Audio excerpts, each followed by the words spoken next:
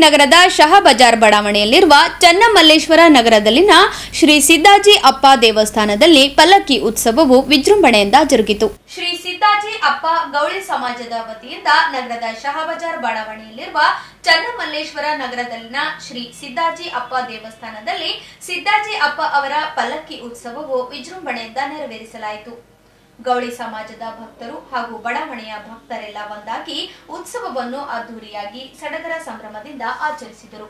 ಈ ವೇಳೆ ಮಾತನಾಡಿದ ಮುಖಂಡರು, ಸಿದ್ದಾಜಿ ಅಪ್ಪ ಅವರ ಕೃಪಾಶೀರ್ವಾದದಿಂದ ದೇವಸ್ಥಾನದಲ್ಲಿ 4ನೇ ವರ್ಷದ ಪಲ್ಲಕ್ಕಿ ಉತ್ಸವ ವಿಜೃಂಭಣೆಯಿಂದ ನೆರವೇರಿಸಲಾಗುತ್ತಿದ್ದು, ಸಂಭ್ರಮದಲ್ಲಿ ಬಡಾವಣೆಯ ಜನರೆಲ್ಲ ಉತ್ಸಾಹದಿಂದ ಭಾಗವಹಿಸಿದ್ದಾರೆ ಎಂದು ತಿಳಿಸಿದರು.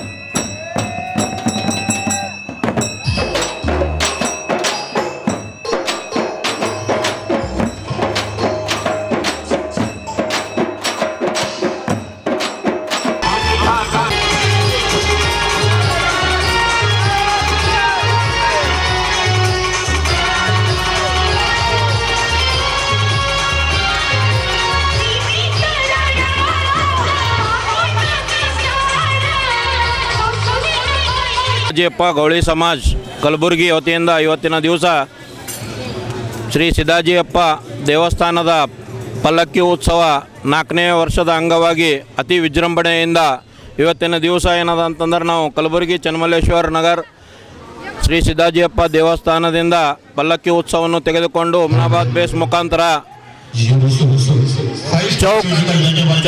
ಚೌಕ್ ಮುಖಾಂತರ ಪ್ರಕಾಶ್ ಟಾಕೀಸ್ ಮುಖಾಂತರ ಮತ್ತೆ ತಿರುಗಿ ಏನದಂತಂದ್ರೆ ನಮ್ಮದು ಸಮಾಜದ ದೇವಸ್ಥಾನಕ್ಕೆ ಏನದ ಪಲ್ಲಕ್ಕಿ ಹೋಗುತ್ತೆ.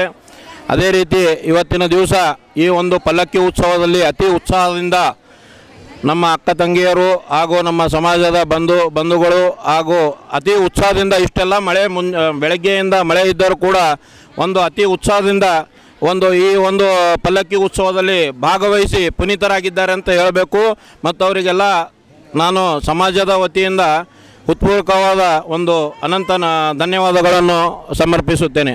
ಅದೇ ರೀತಿ ನಮ್ಮ ಸಮಾಜದ ಶ್ರೀ ಸಿದ್ದಾಜಿಯಪ್ಪ ಸೇವಾ ಸಂಘದ ಅಧ್ಯಕ್ಷರಾದ ಶ್ರೀ ರಾಣೋಜಿ ದಾಂಡ್ಗೆ ಅವರು ಹಾಗೂ ಪ್ರಧಾನ ಕಾರ್ಯದರ್ಶಿಗಳಾದ ಶ್ರೀ ರಮೇಶ್ ಲಾಲ್ ಬಂದ್ರೆ ಅವರ ನೇತೃತ್ವದಲ್ಲಿ ಇವತ್ತಿನ ದಿವಸ ಈ ಒಂದು ಪಲ್ಲಕ್ಕಿ ಉತ್ಸವವನ್ನು ಕಳೆದ 4 ವರ್ಷದಿಂದ ಸತತವಾಗಿ ಅವರು ನಡೆಸಿಕೊಂಡು ಅತಿ ಶಾಂತತೆಯಿಂದ ಹಾಗೂ